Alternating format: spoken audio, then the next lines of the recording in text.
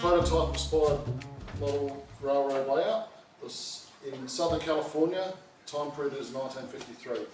The prototype surf line is the 4th district of the Santa Fe in Los Angeles, and it's basically 126 miles between San Diego and Los Angeles, with much of that within 30 to 100 feet of the beach, hence the colloquial term surf line. I think my dad bought me some River Rossi E8s when I was about 3. Now red, my brother got green, Northern Pacific. So that was the start of my journey, was some old school diesels on Code 100 set track on the floor. Okay? But I've maintained the passion, made some small layouts when I was younger, and 1 or 2 when I was older, but now this is the dream layout. So I'm very inspired by some of the things I've read over the decades, a model railroad model craftsman. Contemplated going to an Australian prototype, but I'm so deep in Santa Fe, I'm just going to keep going. Now, with the surf line, you've got the classic scenery of the surf, you've got the concrete jungle of Los Angeles, you've got the oil derricks and oil industry, and what really got me there to start with was, when I was a kid I had the little orange reefers, the Athens blue box. I thought they looked great, but now I know more about them. Right? So I just wanted to model the citrus industry with the reefers, and I thought, for all those reasons above, this is such a great and worthy prototype to model. There's so much interest and variation. The passenger train that ran multiple times per day is called the San Diego to Los Angeles. They ran both ways, up to 10 trains in peak months. So whilst I always had a prejudice towards freight, I'm now very interested in passenger traffic as well, but this prototype does both. So I find that very interesting. I picked 1953 for a reason. Researching with a couple of friends in the US, we're still running the Santa Fe Big 484 3751 on the surf line, so I still had steam. I had a variety of steam and a real variety of diesel power as well. So the combination is irresistible that particular year. You got great choice of what to run. So.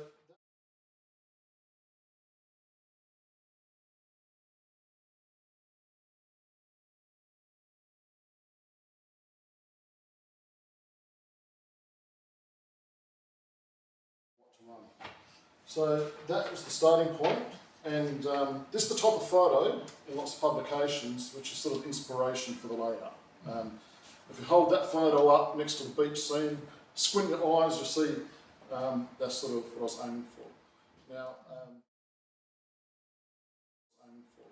Now, you can't fit everything in. I'd love to have 10 metres of surf beach, but I'm happy with that, and that was one of the first scenes I did when I started to make this layout. So outside of going real deep with Santa Fe, I grew up in Adelaide, so I've got a little bit of SAR stuff, and I'm building a little diorama for my dad over there. And now I've been living in Sydney nearly 20 years. I've been down the National Railway Archives, and I'm thinking about building a diorama to donate to them with like a 1930s wharf scene, with a gantry crane or something like that. Just something small, because they need to have something in there that's a bit more interesting than just all the books. So that's some of the other areas of interest for model railroading. Dream layout, for me it's a dream layout. Whenever I do something, I try and do a really good job. So I had a laundry list of my design criteria in this dream layout. So for me, 0 elevation. I didn't want any elevation. I wanted the longest main line possible. I wanted to be able to run trains and have run full-length contests. Had a preference for interesting and noteworthy areas, so I think surf, concrete, oil, oranges, that feels that. And when I made the decision to invest into this endeavour, I wanted to have a very efficient use of space. So what I think I learned was around the room and peninsula style will give you that length of main line. So one of the starting points was to work out how much space I don't use for the layout, the lounge and workbench. The other one was I started to measure out, for a peninsula, how big is it? How much space do I take up? And I was amazed how much space you take up when you're turning around on a peninsula. Right? So the other design criteria, I wanted open staging. And I've been to the model railway shows, have the layout, all open stage, and I thought, well, that's good. not moving stuff in and out of boxes all the time. I wanted some generous walking aisles. I didn't want to be pinched and feel squeezy. I wanted full DCC, and I want to do it in a way that lasts me 25 years. So I'm trying to build it right. And I want something that's a nice environment, so clean, neat and tidy. And I really wanted to make the layout prototypical, accurate, without gimmicks, right? So I've got prototypical track arrangements for that part of the track that I'm using, right? Not the length, but the sidings, the turnouts, the buildings, and I'm trying to get it as accurate as I can, because that's what I want to do, right? Now, if you go forward 3.5, 4 years, you work out that your wish list can't be fulfilled, right? So I wanted 36-inch curves, but I've got a couple of 30-inch curves, right? You just have to compromise. So that's a big lesson. So I've got two 30-inch curves, but my compromise was, well, I sort of saved this much space a couple of times. I can do these other things, but they don't look great. So let's have the curve where I'm facing on the inside, right? So you can compromise well, probably. I had another location opposite Oceanside back over there, San Onofre. I was going to have like a siding, small depot, but I removed it because it's just too much. I didn't have the space to do it justice, so I'm trying to do less things better. Then I also had a Y. Originally, this LA area was open staging, and I had a Y going to my workbench, back to the main line, with the main line back here. I thought, oh, that's great, I can turn full-length passenger trains. But then I'm thinking, well, the more I'm learning and doing, I'm learning about LA. I'm going, that's an interesting area, that could be fun. So I got rid of the Y, I put in the stub end terminal, and I'm building LA Union Passenger Terminal there, and I thought, well, that's a good compromise, I'm doing something different. So I guess my message is, I've decided to do one thing, then I've stopped, learned, and adjusted. So I've cut it out and removed it, right? So that's something I've learned. And the other thing is, I had this prejudice, I want a single main line, that looks great. But the prototype for the areas I've chosen, there's double main line between Santa Ana and Santa Fe Springs. So I've put that in, it's on the big curve, it looks pretty good, I'm happy with that. So I'm willing to change. And the other one, this is sort of the biggest one, when I first started I was enthusiastic. I thought, well, I've sort of got the main line in place, got my curves in, and I had some freelance scenery in this section here. But like October last year, I cut that out and I've done this approach to LA, now that I've got LA terminal. So this river, the hydro oil field equipment, and I just feel so much better. That I haven't had that compromise when I'm trying to do things sort of more faithfully elsewhere. So there are the changes along the way. Made some mistakes as well. The biggest mistakes is, I'd say, never ever use a Sharpie permanent marker. Because you draw it somewhere, you think, well, I need to know, but then you come back later and it will bleed. You can use IPA, you can use wet water, you use glue or paint, and it will just bleed, so it destroys stuff. So I chuck all of those in the bin. It's the worst thing ever, right? Then also, I used a little bit of 9mm plywood for some sections. That was just a nonsense, so I went back to 12mm, right? So I think, if you make a mistake, you've got to understand that and do something about it. What did you find wrong with the 9, Justin? A bit too flexible, okay. Right? Because I wasn't certain on my track arrangements. I'm using traditional L-girder bench work, it was all excellent. I did that once in a layout before, I had all the joists too close together, so you try and drill it something you can't, and you've got to cut it out everywhere. So probably have more sensible spacings, but the 9mm just sagged a little bit for what I was doing. Now, I'm going to rework this ladder behind you there when I do my swing gate, and after that, I'll put another joist in and prop it up a bit more, because that's some of the original 9mm, just sort of a bit flex. And backdrops. So these backdrops is 3mm MDF, sort of just nail gun to the wall. It's my wall, so just nail gun it in. So that's pretty good. I did them all sort of by eye. And I painted them the blue colour. Now that blue is called Placid Blue Quarter, which is like 2 shades lighter than I thought I'd pick. I think a lot of backdrops are too deep, the colour. So I'm happy with that overall, but then I'm start building and doing things, then I had to go back and work out and paint my backdrop, the mountains and the sky and that. So I would have done the backdrop earlier. I would have done all the bench work, backdrops, painted all, and then that's what I would have done different. The other one was just to, for me personally, commit to a time and place. As soon as I did that, it made my life easier here. And like I said, the Freemate scenery, I was impatient and wanted to do something, but I wasn't happy with it, so I changed it. But for me, growing up with not very good model train shops in Adelaide, you collect Santa Fe because that's what you have, but it doesn't really make sense. So I think you go on a journey and you learn, but picking a place has made it really good. For me, I think I only have to buy 2 more engines, right, which is my Union Pacific, Southern Pacific switches, maybe a small Southern Pacific steam train still running at LA, but it's got me to an end point where I think I can consolidate and rationalise. So I feel better about that. I do feel bad having lots of stuff in covers that never gets used.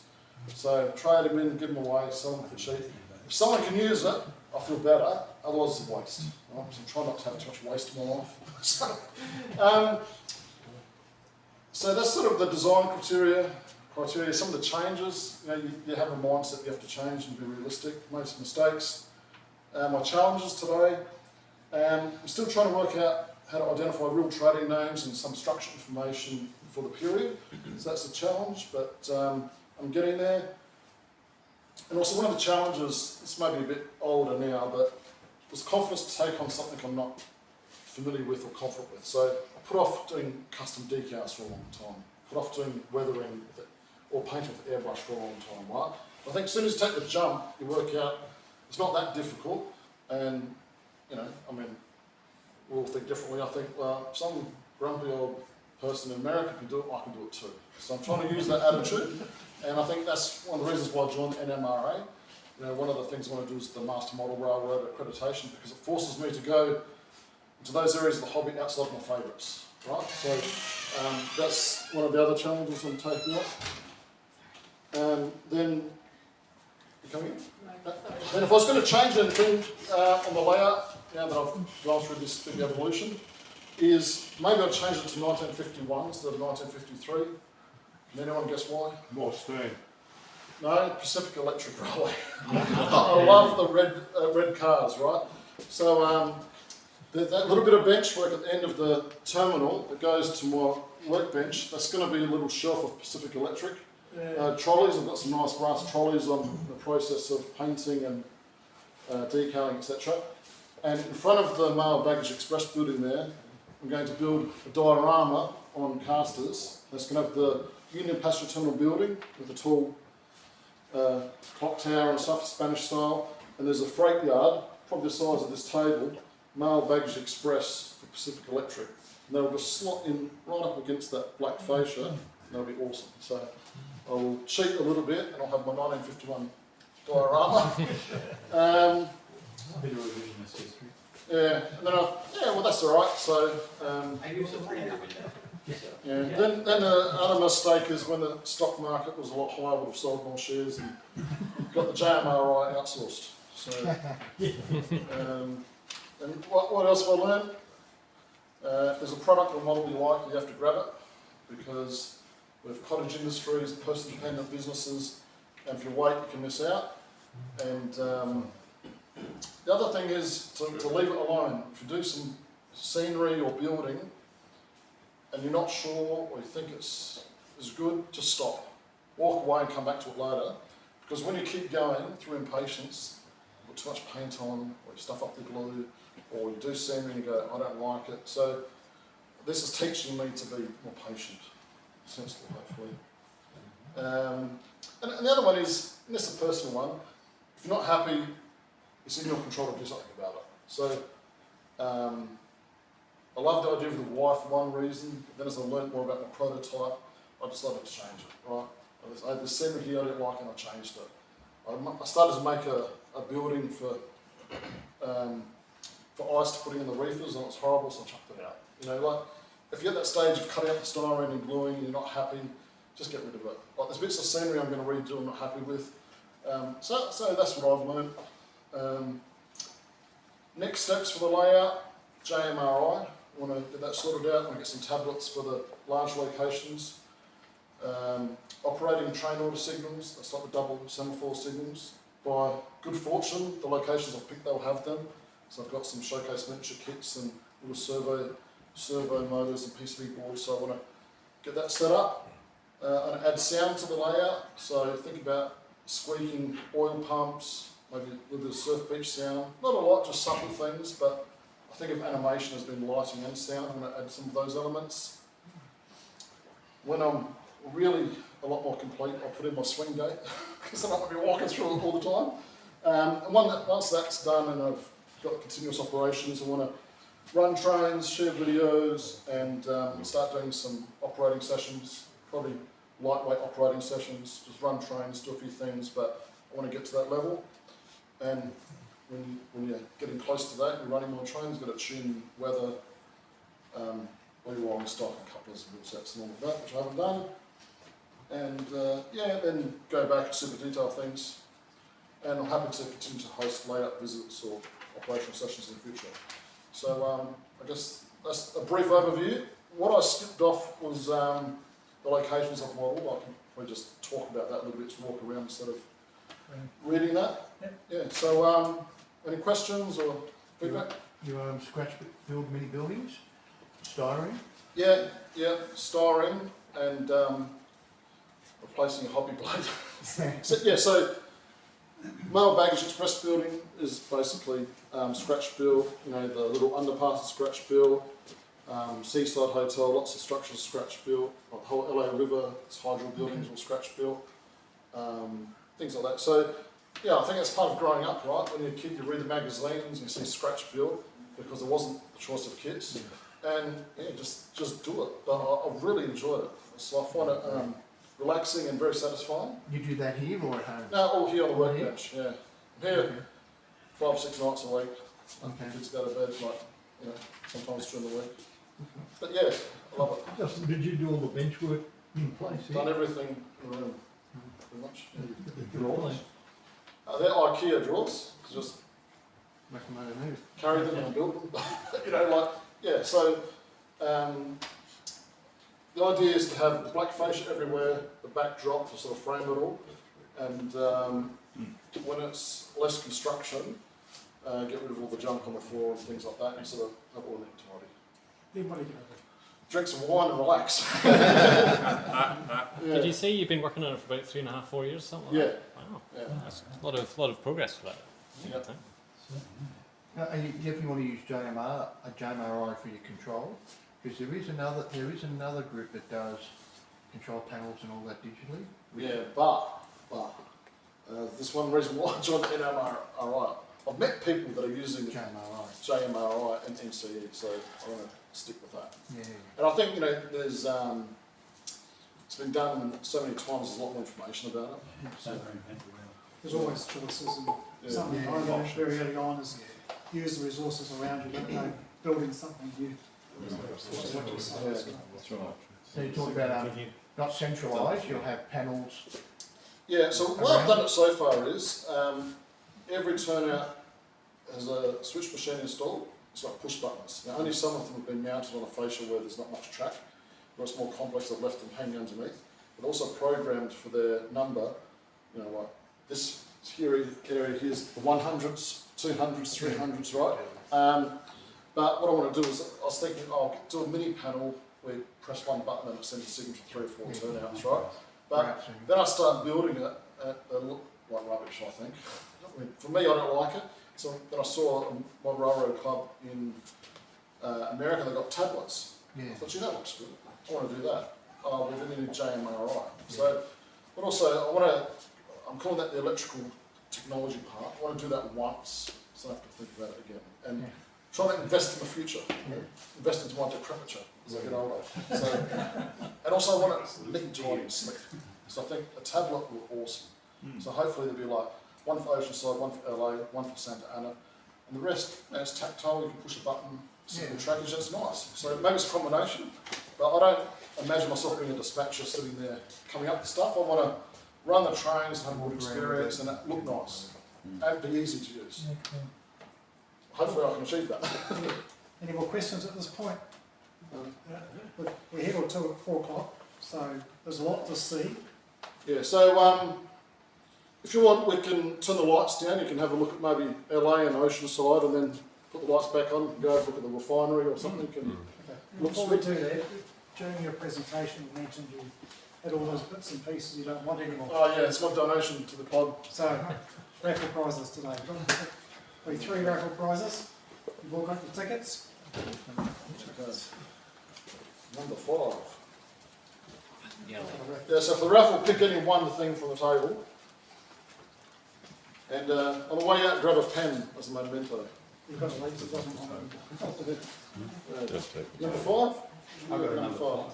Okay. You've got number 5?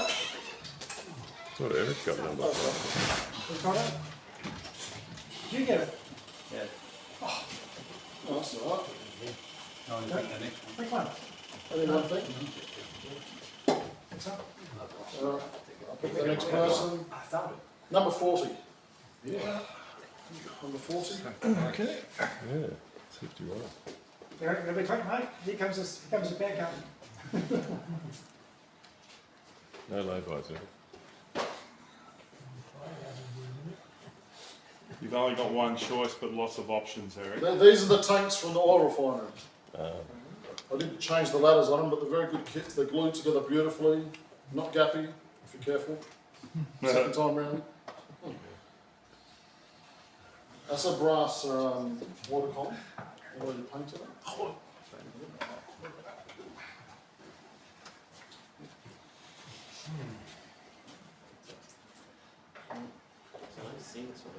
So Tom and Brandon. There's the boy in the Christmas shop here. Put the cloth on.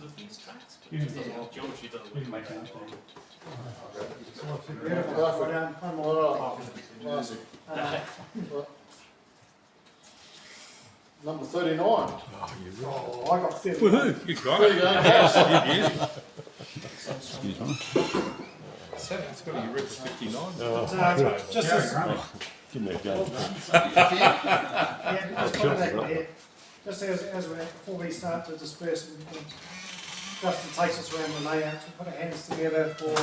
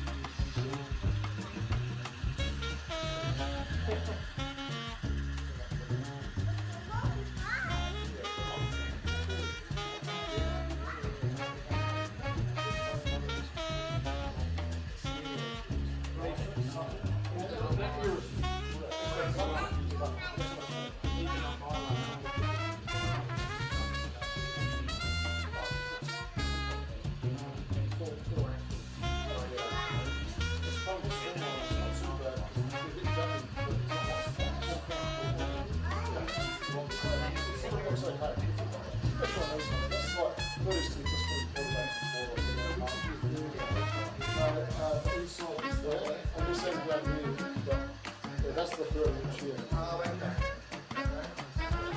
And then just a full yard to go in.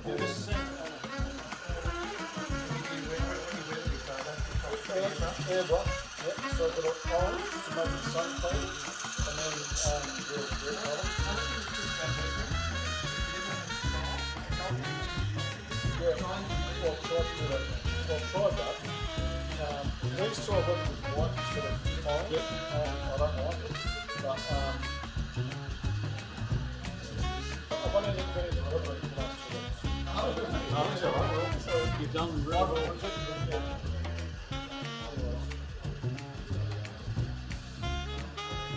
But if this has a little tiny side, in the same materials, tiny little flake that way, notice the like gravel car park.